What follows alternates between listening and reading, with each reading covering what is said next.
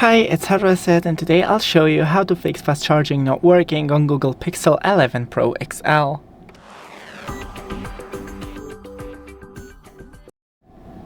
So first, check the cable and charger for any damage and the compatibility with your phone.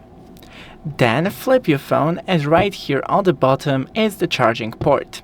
Clean it with a non-metallic tools. Use Q-tips, use wooden sticks or compressed air.